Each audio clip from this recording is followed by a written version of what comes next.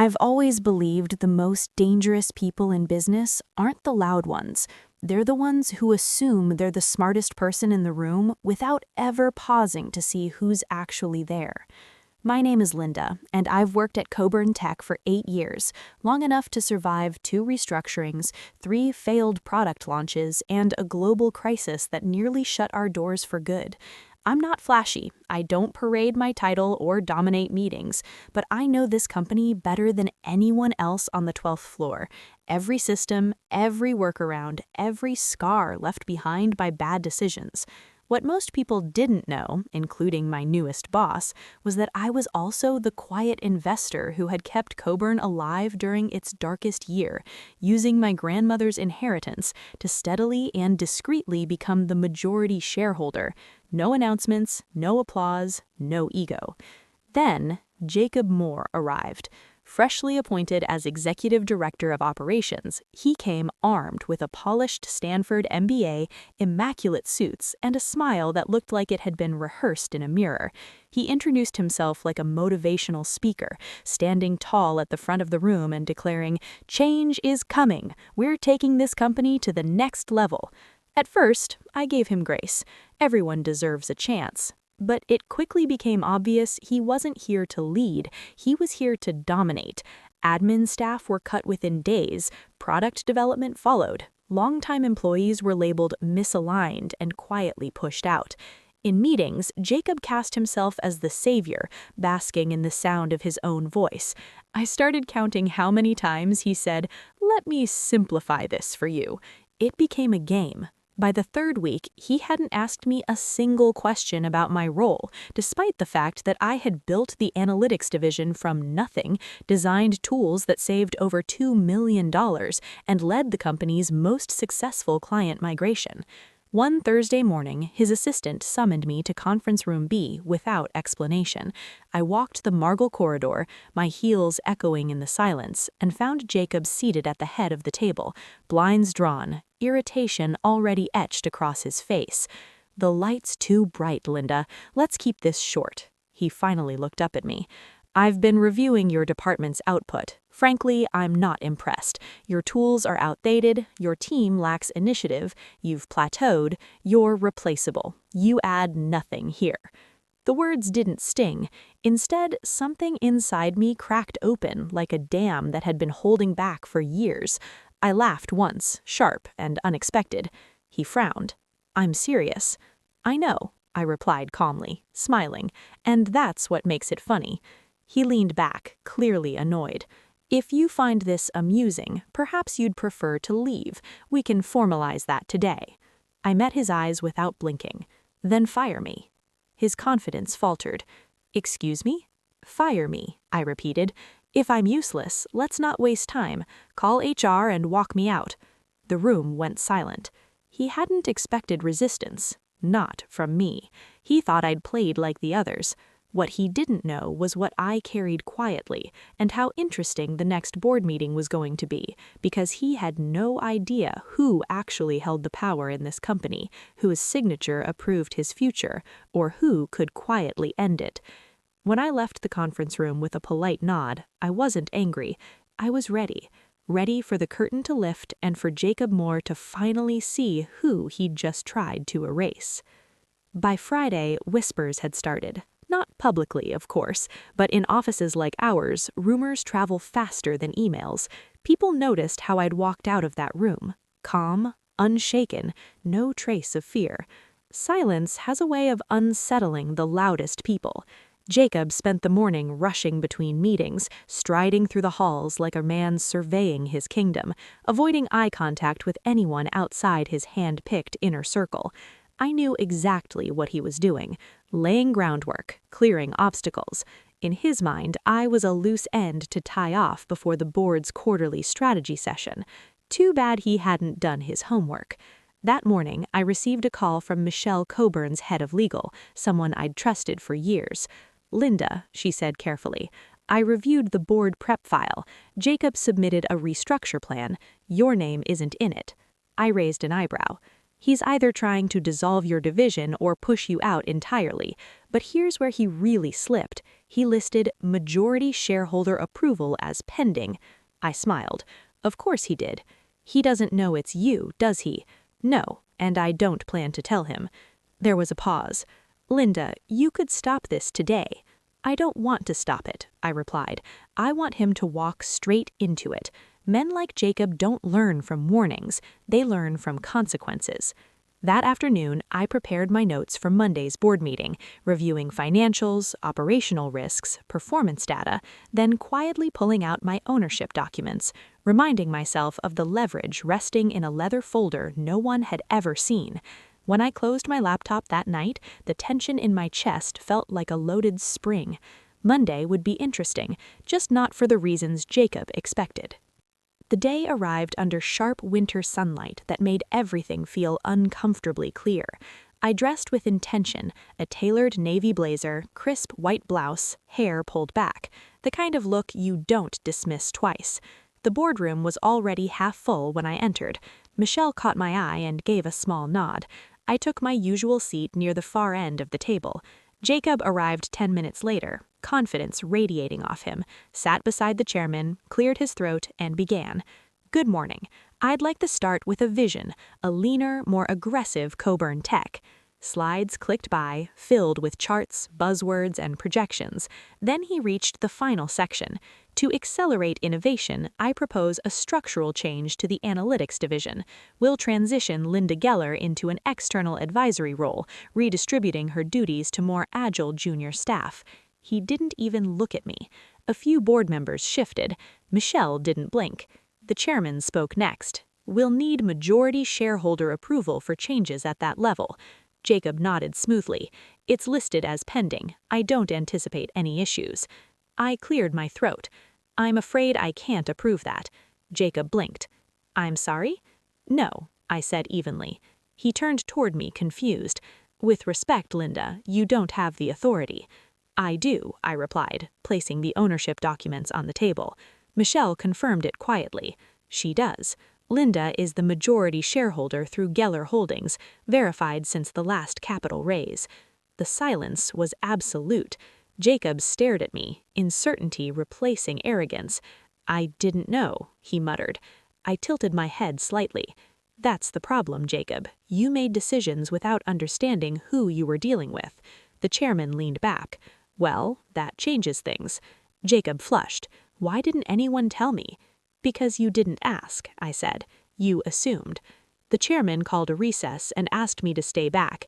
As the room emptied, Jacob remained frozen. I didn't look at him. I didn't need to. His silence spoke loudly enough. The boardroom wasn't his kingdom. It was mine, and I was just getting started. Afterward, the air felt different, like gravity had shifted.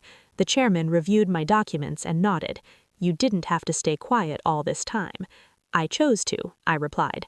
I wanted to see who had integrity and who tried to bulldoze the people who built this place. He smiled faintly. One hell of a reveal. I wasn't aiming for drama, just clarity. When I stood and walked past Jacob's chair, I heard his voice, small and stripped of certainty. Why didn't you just tell me? I turned just enough to answer. Because the people who matter don't need to be told, and the ones who don't always show you why. Then I left. The rest of the day moved slowly. Meetings were postponed, emails stacked up. People nodded at me in hallways, unsure how to react. Jacob didn't appear again. That evening, I received an anonymous message through the internal portal. Thank you. I've watched him steamroll my team. It meant a lot to see someone finally stop him. There was no name, just relief. It was the first of many. By Tuesday, 5 more messages arrived, then 12. Some were brief, others long and detailed, filled with timelines of sudden dismissals, strange evaluations, and veiled threats. I compiled everything into a private file, not for revenge, but for proof. Because I knew Jacob. Men like him don't fold after one bad hand. They look for a new deck, a new angle, and if he couldn't push me out directly, he'd try to weaken me indirectly, through whispers, metrics, and division. Sure enough, it began with a memo titled Reevaluation of Departmental Efficiency, sent from Jacob's office late Wednesday and flagged for immediate review. It requested access to performance data across the analytics and finance divisions. Subtle, strategic, framed like oversight, aimed like a weapon. I smiled. He was predictable, and that made him easy to counter. I picked up the phone and called Michelle. "I think it's time we take this up a notch," I said. "You want to initiate an internal audit?" she asked. "Not yet. I want to meet with HR and compliance off the record. I'm not accusing anyone of misconduct, but I want a record of everything that's happened since Jacob arrived." There was a pause. Then, understood. That night I stayed late again, not because I had to, but because I needed to think. I walked the empty halls, fluorescent lights humming above me, the city skyline glowing faintly through the floor-to-ceiling windows. 8 years. 8 years of building, supporting, fixing things quietly. And now, finally, someone had tried to erase me, only to discover I owned the pen. But this wasn't over. I could feel it. Jacob wasn't done. He was licking his wounds, waiting, planning his next move. And whatever it was, I'd be ready. By the following Monday, Jacob was back in the office, walking with that same overconfident stride, nodding to people like nothing had happened, like the board meeting hadn't exposed the single biggest oversight of his career. That was Jacob's problem. His ego was both his armor and his blindfold, and now it was starting to crack. Instead of challenging me directly, he changed tactics. That week, I noticed the subtle shifts. First came the data permissions. My team suddenly lost access to 2 core reporting dashboards we'd used for years. It said the change came from an executive directive. Streamlining workflows, they called it. No one would say whose directive it was, but I didn't need to ask. Then came the client meeting shuffle. My presentation with our largest analytics partner was reassigned, and I only found out when my calendar sent a cancellation alert 15 minutes before the meeting. When I followed up, Jacob's assistant said it had been rescheduled to better align with operational leadership. I could feel it happening. He wasn't coming for my job anymore. He was coming for my credibility. Slow, deliberate, quiet sabotage. He wanted my influence to erode inch by inch, not through confrontation, but through control. He was betting I'd get tired, paranoid, lash out, or give up. But I'd seen this tactic before, years ago, fresh out of business school. I'd worked under a manager who had done the exact same thing to a woman on our leadership team. Whisper campaigns, strategic exclusion, private criticisms disguised as concerns. She eventually left, exhausted and isolated. I hadn't had the voice to speak up then, but I do now. That Wednesday, I asked Michelle to lunch. We met at a quiet off-campus cafe. Small leather booths, dim lighting. I laid out the pattern: access blocks, reassignments, the tone of Jacob's new memos. "He's isolating you," she said after a long sip of her coffee. "Yes," I said, "and I want to respond the right way, not react." "Respond," Michelle nodded. "Start documenting everything," she said, "not just incidents, but emails, meeting logs, timestamps. If he's creating a hostile environment, we need evidence." "I already have a file," I said, "and I've started receiving quiet messages from others. He's sidelined, people afraid to speak." She leaned in. "How far are you willing to take this?" I didn't answer immediately.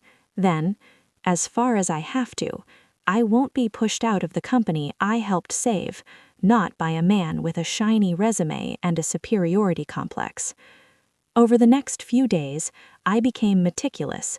I logged every delay, every denial of access, every meeting. I was removed from screenshots, call summaries, even voice memos from certain discussions. My inbox became a journal, my calendar a map of microaggressions. Then something unexpected happened. I received a forwarded email Jacob had sent to the chairman, CCing 2 board members. It had been accidentally sent to me by one of the recipients, a quiet ally, I suspected. The message was short, clinical. Linda has shown signs of disengagement. I'm concerned about her leadership viability long term. She's missed several meetings and seems increasingly uncooperative. I stared at the screen. Disengaged, uncooperative, words not describing but erasing. This was it, his next move. He wasn't just sabotaging workflow, he was shaping a narrative where I was the problem, where he could justify my removal with plausible deniability. I took a deep breath and flagged the email. This time, I wouldn't stay quiet. The next morning, I called for a closed-door meeting with the chairman and Michelle. I presented my file calmly, cleanly, without emotion, just facts, dates, patterns, evidence. When I finished, the room was silent. Then Michelle spoke. "This is coordinated, calculated, and it's not just you. Company resources are being manipulated to undermine a senior executive." The chairman folded his hands. "You've handled this with impressive restraint, Linda." I met his eyes. "I didn't come to burn bridges, but I won't let someone slowly twitch my reputation to protect their ego." He nodded. "Leave it with us. There's a board ethics committee meeting next week. Jacob will be invited to present his leadership case. Will I be allowed to attend?" "You won't just attend," he said. "You'll speak." As I left the room, I felt something I hadn't in weeks. Certainty. Jacob had underestimated me once. That had been his first mistake. Now he was trying to rewrite the story. And next week, I'd make sure the board knew the truth. In my words. Because I wasn't just a shareholder or a department head. I was the warning he never saw coming. The board ethics meeting was set for Tuesday at 9 a.m. I arrived 10 minutes early, not nervous but to show I wasn't hiding. The executive conference room was unusually still. No chatter, no jokes, just silence broken by the quiet clicking of laptops and occasional sips of coffee. Michelle met me outside the glass door. "Are you ready for this?" she asked. I nodded once. I've been ready since the day he tried to erase me. Inside, the board members were already seated. The chairman, the CFO, 2 senior advisors, and the company's external HR counsel. At the head of the table sat an empty chair for Jacob. He arrived at exactly 8:59, still polished, still smug, but this time his smile didn't quite reach his eyes. "Good morning," he said, voice smooth. "Appreciate everyone being here." The chairman nodded. "Jacob, you've been invited to respond to several internal concerns raised about your leadership conduct over the past 6 weeks. You'll have time to present your perspective. Then we'll hear from Linda." Jacob shot me a tight glance, as if this was just another performance to get through. He opened his folder, cleared his throat, and began. He said he believed they were dealing with a simple matter of operational misalignment, that he'd been brought in to optimize performance, and that unfortunately some individuals had taken strategic decisions personally, particularly those involving role realignment and departmental efficiency. He spoke like a textbook, cold, rehearsed. "Linda Geller has been an asset to this company," he continued, "but over the past month, her behavior has changed. She's withdrawn from key projects, resisted collaborative input, and frankly, created an atmosphere of tension that's been reported by several colleagues." He paused, letting the words settle, a subtle smear wrapped in professionalism. Then he added that while he regretted their strained relationship, this was less about misconduct and more about a clash of working styles, and that he'd like to move past it and focus on solutions. When he finished, the room was still. He leaned back slightly, satisfied. Then it was my turn. I didn't stand or raise my voice. I simply opened my folder. I said, "I'd like to clarify a few things," and looked at each board member in turn. The decisions Jacob referred to weren't strategic, they were targeted. I documented 6 separate instances where I was intentionally removed from meetings, stripped of data access, and reassigned from client communications without cause.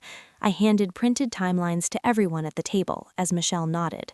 These weren't performance-based decisions, I said. They were deliberate moves to isolate me and push me out. After I revealed I was the majority shareholder, the tone changed, subtly at first, then systematically. I paused, then said I wasn't the only one. I reached into my briefcase and pulled out a second folder filled with anonymous reports from employees across multiple departments, each describing the same tactics: gaslighting, exclusion, demeaning evaluations with no basis. The same pattern appeared in every account: abrupt restructuring, no transparency, no support, just quiet pressure to leave. The chairman flipped through the pages, his jaw tight. I added that I'd also received a copy of an email Jacob sent to the board claiming I'd disengaged from my duties, an email based on meetings I'd been removed from without my knowledge. He'd created the absence, then used it as evidence. I let the silence settle. Jacob's composure cracked. He said they were one-sided accounts and that anonymous complaints couldn't be treated as fact. Michelle spoke calmly then, saying several of the incidents Linda documented had been corroborated. It had confirmed the access removals came directly from Jacob's office, and HR had flagged similar concerns that were never followed up. The chairman folded his hands and said Jacob's role was to lead with integrity, but instead he'd created an environment of manipulation and fear, misused his authority, and now the board had to decide what that meant for his future. Jacob looked at me, his voice rising for the first time, accusing everyone of letting him trap him. "No," I said evenly, "you trapped yourself. You underestimated the one person who wouldn't stay quiet." After a brief pause, the chairman stood and announced Jacob was suspended effective immediately pending further review, that security would escort him out, and a formal statement would go to the executive team by the end of the day. Jacob stood frozen, his smug confidence collapsing into disbelief. "I built this," he started. "No," I said softly, "you nearly destroyed it." He laughed without another word, the door clicking shut behind him as the room collectively exhaled. The chairman looked at me and said, I hadn't just protected myself, I'd protected the company. I nodded but didn't smile, because I knew this wasn't the end, it was the beginning. 2 weeks after Jacob was escorted out, the atmosphere at Colburn Tech had shifted, not with celebration or announcements, but in quieter ways. The silence no longer felt heavy with suspicion, it felt open. People made eye contact again. Laughter returned to the break rooms. Meetings felt like collaboration again, not battles of posturing and control. Still, Jacob's shadow lingered. Rumors circulated that he'd tried to negotiate a quiet exit with a severance package, but the board declined. The formal report cited abuse of authority, ethical violations, and an attempt to deliberately mislead executive leadership. He left without fanfare, no official statement, no LinkedIn update, no goodbye drinks. He just vanished. I didn't step into the spotlight immediately. Instead, I went back to work. But this time, things were different. The board asked me to stay on as interim head of strategic operations. I accepted, but on one condition. I want to rebuild trust, I told the chairman, not just mine, everyone's. He agreed. They need that now more than ever. I started small, met with every department head personally, reopened channels Jacob had shut down, reinstated access to teams who'd been cut out of their own workflows, invited anonymous feedback, asked questions, and most importantly, listened. The messages kept coming from people I'd never spoken to before. One junior analyst wrote, "When I saw you speak in that meeting, I realized I didn't have to be afraid to speak up anymore. Thank you for showing me that strength doesn't always mean yelling." Another said simply, "You made me believe we could be led by someone who actually sees us." Those words stayed with me because that's what it had come down to in the end, being seen.